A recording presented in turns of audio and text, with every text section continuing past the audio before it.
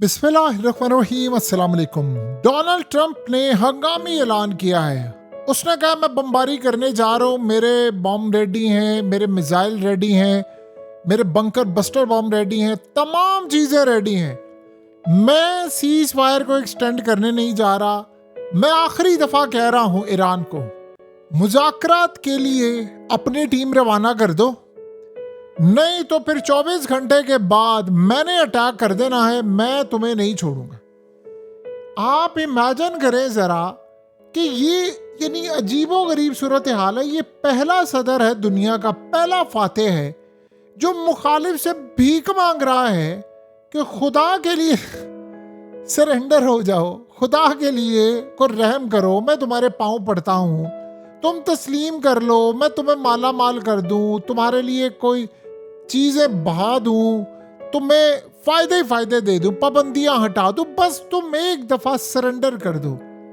अब आप जरा अंदाजा कर लें कि ये सूरत हाल है। कहता है कि मैं तो 24 घंटे के बाद अटैक करने जा रहा हूं, पोजीशन हमने संभाली है और 24 घंटे के बाद दुनिया सबसे खतरनाक जंग देखने के लिए जा रही है। और कह रहा है कि इतनी तबाहकुन जंग होगी कि फिर उसका तसव्वुर भी नहीं किया जा सकता। कहता मैंने कभी सोचा भी नहीं था कि ईरान गल्फ कंट्रीज पर अटैक कर देगा। मेरा ख्याल था कि ईरान सिर्फ इजराइल पर अटैक करेगा, लेकिन ईरान ने तो अटैक कर दिया है इजराइल के अलावा गल्फ कंट्रीज पर। और मैं किसी सूरत ये बात समझ नहीं पा रहा कि ये मामला क्या होगा। उसने कहा कि टीम भेजें, कल आखिरी दिन है, अटैक करने जा रहा हूँ और उसके बाद देखना कि मैं जो तबाही मचाऊंगा उसका आप तसव्वुर नहीं कर सकते। अब आप जरा अंदाजा कर लें कि इसके अलावा क्या सूरत हाल है। ये जो शख्स है ये आपको नजर आ रहा था, क्या बात है। इसके बारे में खबर ब्रेक हुई जनरल डैन कैन के बारे में कि जी इसने ट्रंप को एटमी हमला करने से रोका। बिल्कुल रोका होगा। फिर उसके बाद इसने एडमिट भी किया, उसकी शक्ल से भी लगता है। अब सूरत हाल क्या, इस जनाब ने पैगाम दे दिया, अब जबरदस्ती से पैगाम दिलवाया, कैसे दिलवाया ये नहीं अभी तक मालूम हो सका। इस बंदे ने ऐलान क्या किया है वो अहम बात है। कहता है कि अटैक के लिए तैयार हैं हम, बस अब हम किसी भी वक्त अटैक करने वाले हैं ईरान पर। और चूंकि 24 घंटे बाकी रह गए हैं और पूरी दुनिया तमाशा देख रही है कि जी अमेरिका का प्रेसिडेंट आएगा और वो आकर कुछ ऐलान करेगा। ये हो सकता है कोई पागलपन का कल ऐलान कर दे कि जी ओ ठीक है जी अब जंग नहीं होगी, फलाना नहीं होगा, हो सकता है। और हो सकता है कल कोई पागलपन इससे भी बढ़कर हो जाए कि अटैक कर देंगे। ये कुछ भी कर सकते हैं। ये आप इनसे ये ज़हन में रखिएगा, कुछ भी बात कर सकते हैं। अब घड़ी की सुइयों की तरफ सबकी नज़र है कि सारे का सारा मामला हो रहा है। देखिए पहली बात तो ये है कि अगर मुज़ाकरात हो जाए, इसने जो गालिबन सूरत हाल है, हो सकता है कि कुछ ऐलान कर दे जी ठीक है, हो सकता है ये भी पता चल जाए कल ईरान का कोई वफद आ गया पाकिस्तान।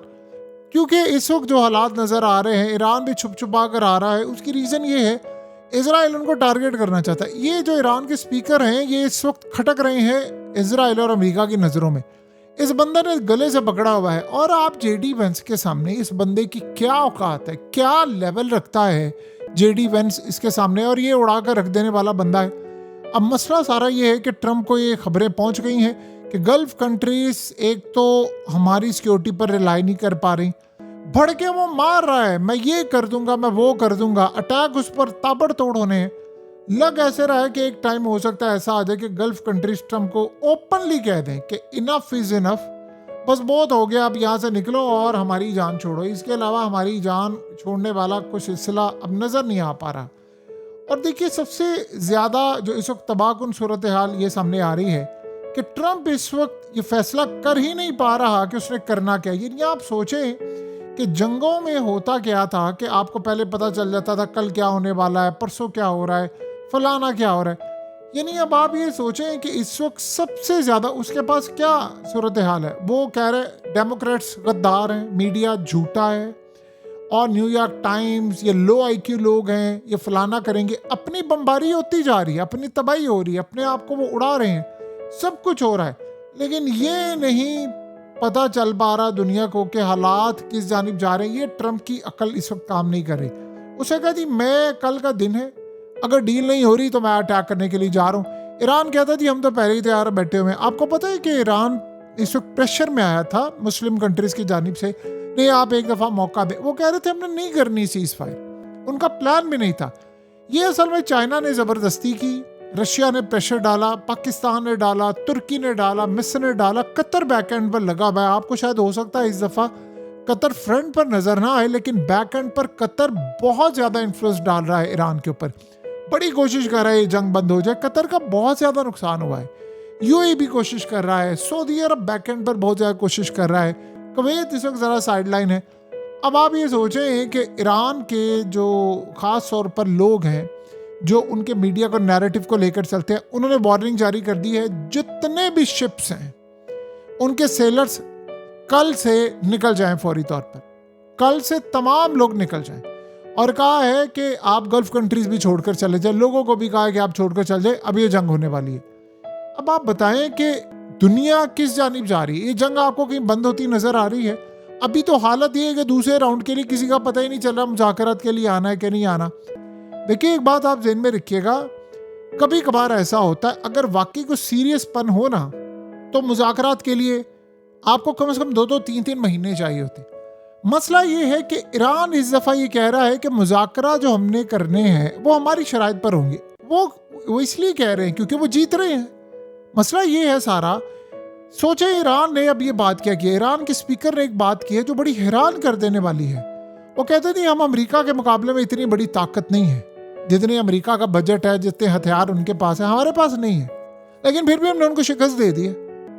उन्होंने कहा हम उस लेवल की ताकत ही नहीं है। ये वर्ल्ड अब पूरा देख रहा है ये तमाशा, और ये तमाशा आप देखें किस लेवल पर जाकर रुकता है, इस बारे में किसी को भी नहीं पता। अब यकीन कीजिए, किसी को भी नहीं पता ये तमाशा कहाँ पर जाकर रुकेगा, क्या सूरत हाल होगी, किस लेवल पर काम होगा, ये किसी को भी अंदाजा नहीं है। और ये जंग, ये ऐसा लग रहा है कि एयरलाइंस शटडाउन होने वाली है, एयर स्पेस बंद होने वाली है।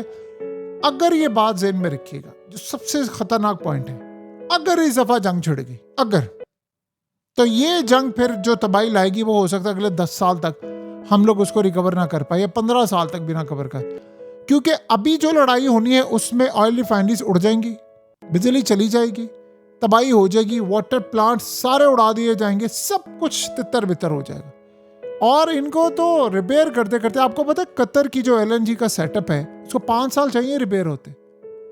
अगर कतर के सिर्फ हम बात कर लेना रेडार की, जो रेडार इन्होंने तबाह किया है, 6 साल चाहिए उसको दोबारा बनाने में। आप सोचे सिर्फ ये छोटी सी बात है।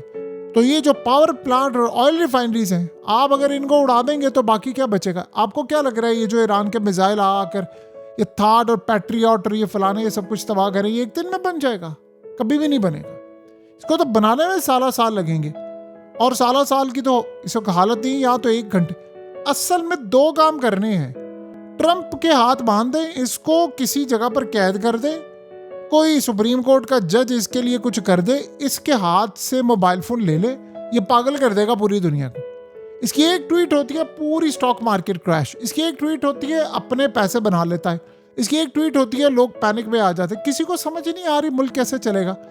अब यकीन कीजिए, लोगों को ये नहीं पता कि कल का दिन वो देख पाएंगे कि नहीं देख पाएंगे। ऐसी, यानी आप ये सोचें, आप रोज रात को उठकर ये कहते हैं मैं सुबह ईरान को ख़त्म कर दूंगा, फिर कहता जी ईरान अपनी टीम भेजे, मैं अटैक करने वाला हूं, आज रात, आखिरी रात, ये रात, फलाना रात। क्या पागलपन आपने ऐसा देखा था? आप सोचें फिर 1 मिनट के लिए कि दुनिया के टॉप मनसब पर ऐसे नाहल बंदे आकर बैठ गए। यानी उस बंदे को यही नहीं पता कि वो गुफ्तगू क्या करता है, उसके मामलात क्या है, वो बस छोड़ता जा रहा है, उसको मार, ये कर, वो कर, फलाने को। यानी कोई, जिसे कहते हैं, सेंस बनती नहीं है। जंग की कोई सेंस आपको बनती हुई नजर नहीं आती।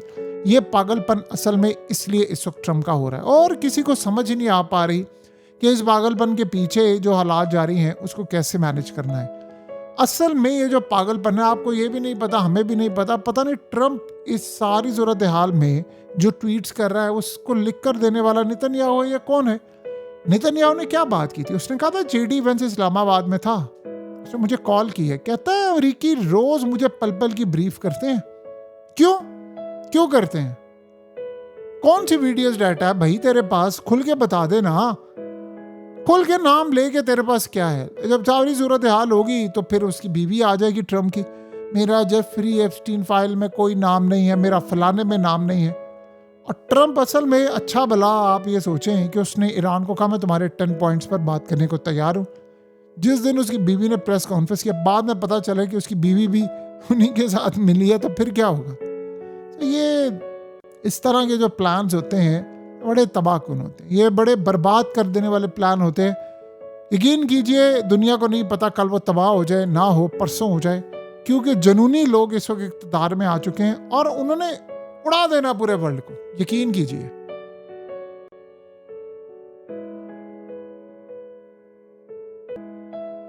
हकीकत टीवी को सब्सक्राइब करना मत भूलें, वीडियो को लाइक करें, शेयर करें और कमेंट सेक्शन में अपनी राय का इजहार जरूर करें।